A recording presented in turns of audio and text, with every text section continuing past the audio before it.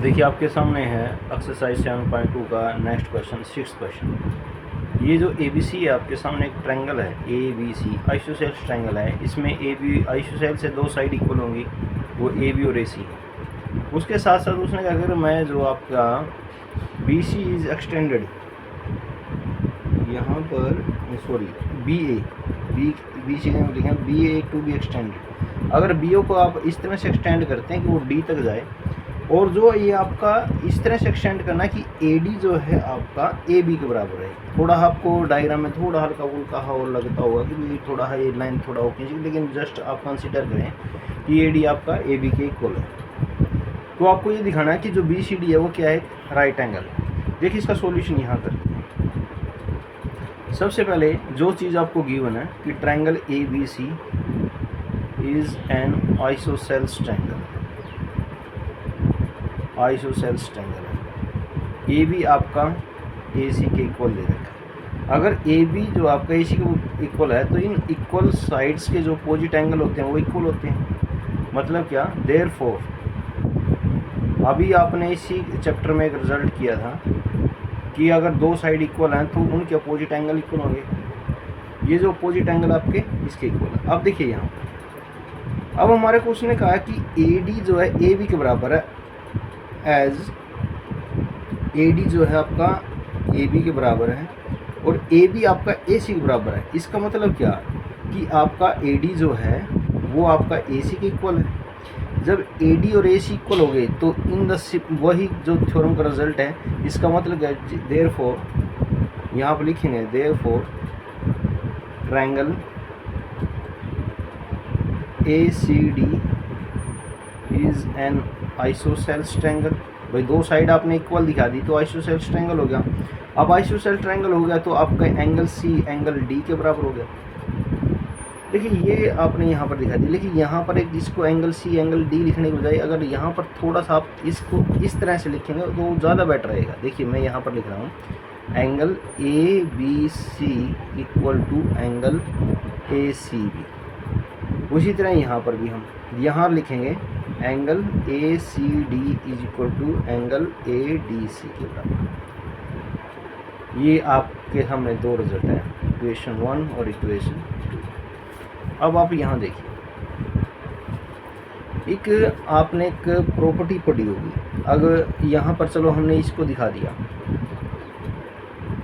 यहाँ जो आपका ये जो दो एंगल हैं, ये मान लो ये Y है, ये आपके X है, दोनों इक्वल हैं। हमने इनको इक्वल मान लिया, ये इक्वल टू X डिग्री और ये आ गया आपका Y डिग्री। हमारे पास एक रिजल्ट होता है और वो रिजल्ट ये कहता है कि हमें क्या दिखाना है, BCD। वो रिजल्ट क्या कहता है आपके सामने कि जो आपका अगर हम इस ट्रायंगल को कंसीडर करते हैं ABC में, ABC का जो एक्सटर्नल एंगल है वो ये वाला है एंगल A, जिसको अगर हम पढ़े DAC। जो इन ट्रायंगल में, ट्रायंगल के अंदर जो ट्रायंगल का एक्सटर्नल एंगल होता है वो इसके अपोजिट इंटरनल एंगल के सम के बराबर होता है। मान लो ये A है और ये आपका B और C था, तो यहाँ पर जो एक्सटर्नल एंगल A है वो आपके इंटरनल एंगल B जमा C के सम के बराबर होगा। इसीलिए जो एक्सटर्नल एंगल है आपका वो X प्लस X, मतलब क्या, एंगल A आपका 2X के इक्वल होगा। यही इस वजह से हम यहाँ पर क्या लिख देंगे, 2X लिख देंगे। अगर आप यहाँ ध्यान से देखें, अब आपके पास क्या होगा, इन ट्रायंगल ACD आपने एक रिजल्ट जानते हैं, सम ऑफ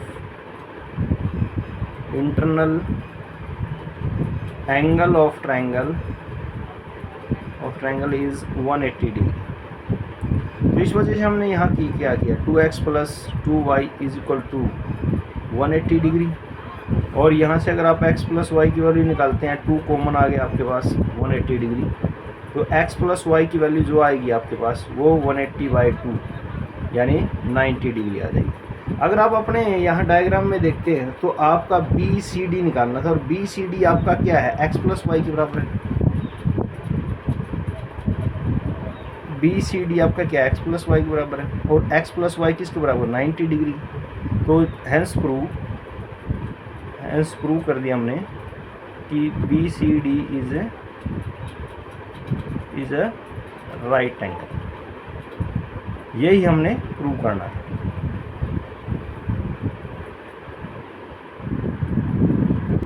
देखिए नेक्स्ट आपके सामने 7th क्वेश्चन 7.2 एक्सरसाइज का।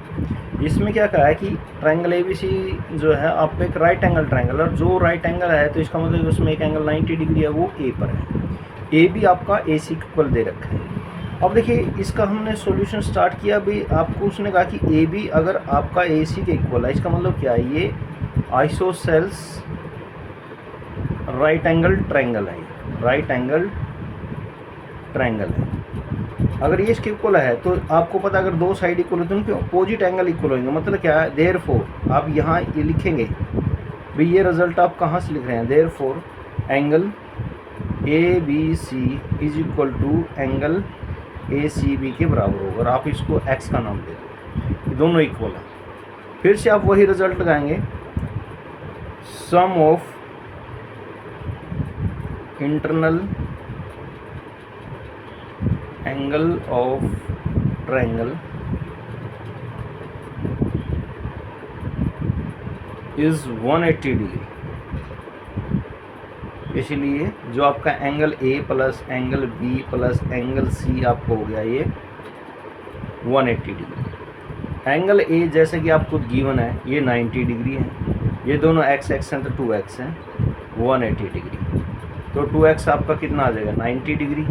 अगर आप x की वैल्यू निकालोगे, जब 2x आपका 90 डिग्री है, x is equal to 45 degree आ जाएगा। एंगल B वो भी x के इक्वल था, एंगल C वो भी आपका x के इक्वल था, तो ये भी 45 डिग्री और ये भी 45 डिग्री, यही हमें निकालना था। देखिए क्वेश्चन की शुरुआत कहाँ से हुई कि आपको एक आइसोसेल्स राइट एंगल ट्रायंगल दे रखा था, ABC के बराबर था। इसका मतलब क्या है, जो अपोजिट एंगल वो इक्वल है। अगर अपोजिट एंगल इक्वल है तो x हो गया, ये 90 डिग्री था। ये इन सब का सम करके आपने x की वैल्यू निकाली, 45 डिग्री आएगी। B और C आपके कितना आ गए 45 डिग्री। देखिए हमारे पास अगले क्वेश्चन में क्या है, so that every angle of equilateral triangle is of 60 degree. तो सबसे पहले हम ये मान लेते हैं हमारे पास ये इक्विलेटरल ट्रायंगल है, और इक्विलेटरल ट्रायंगल में क्या होता है, ऑल साइड आर इक्वल। तो यहाँ पर क्या होगा, लेट ट्रायंगल ABC क्या है, इक्विलेटरल ट्रायंगल। इक्विलेटरल ट्रायंगल है, all the side are equal, AB बराबर है BC बराबर है CA। ठीक है, तो आपका अगर AB BC के बराबर है तो आपको पता है इसमें जो अपोजिट एंगल होते हैं, अगर AB आपका AC बराबर तो अपोजिट एंगल क्या हो गया आपका, angle BAC is equal to angle BCA के बराबर हो गया। उसी तरह से जब आप BC is equal to CA लेंगे, BC और C ले तो आपका एंगल हो जाएगा angle ABC is equal to angle ABC is equal to BCA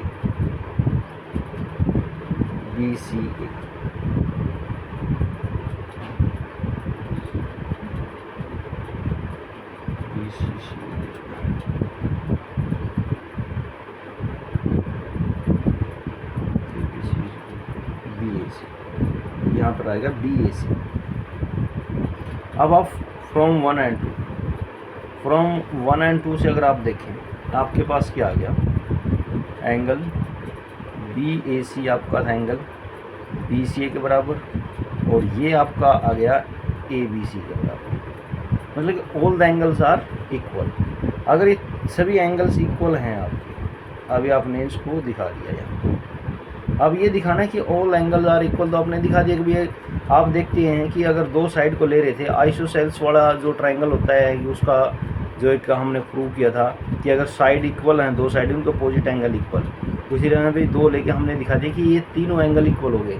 अगर हम इनको x मानते हैं, x डिग्री मान लिया, और आपको पता है sum of internal angles of triangle is 180 degree, therefore BAC plus BCA plus ABC is equal to 180 degree, और इनको आपने क्या माना, x degree plus x degree, तो ये हो गया 180 डिग्री। यहाँ से अगर आप देखें 3x डिग्री आपका 180 डिग्री आ गया, x डिग्री की वैल्यू निकालोगे 60 डिग्री। तो हेंस हमने क्या दिखा दिया, BAC BCA और ABC इनको हम x मान के चले थे और वो हमने दिखा दिया 60 डिग्री। तो यही चीज़ हमें दिखानी थी कि every angle of equilateral triangle is of 60 degree. Hence यही हमने प्रूव करना था और यही हमने प्रूव कर दिया। यहाँ पर जो इक्विलेटरल ट्रायंगल था इसमें कंसेप्ट हमने जो है आइसोसेल्स ट्रायंगल का लगाया। एक चीज़ है जो मैं इम्पोर्टेंट आपको बताना चाहता हूँ, every equilateral triangle is an isosceles triangle.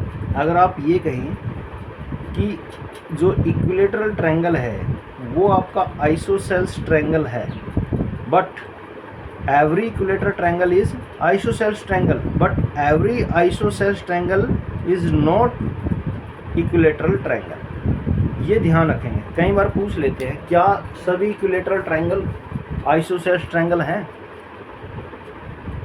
क्या सभी आइसोसेल्स ट्रायंगल इक्विलेटरल ट्रायंगल है? तो ध्यान रखना कि आपके जो आइसोसेल्स ट्रायंगल होता है, सॉरी इक्विलेटरल ट्रायंगल होता है, वो आइसोसेल्स ट्रायंगल है, लेकिन every isosceles triangle is not equilateral triangle. ये चीज़ें आपने ध्यान रखनी। तो ये था आपके सामने आपका लास्ट क्वेश्चन 7.2 का। आप ध्यान से समझेंगे इस चीज़ को। ये पूरा का पूरा सॉल्यूशन मैंने आपको बिल्कुल ईजी वे में समझाया। लाइक और सब्सक्राइब ज़रूर करें और कोशिश करें कि इन क्वेश्चन को ज़रूर समझें। ये अगर आप अभी से ही अपनी जो 9th 10th है इसमें इन क्वेश्चन को समझते हैं, फिर आगे आप कंपटीशन एग्ज़ाम जब देने जाओगे तो ये आपको काफ़ी हेल्पफुल रहेंगे। धन्यवाद।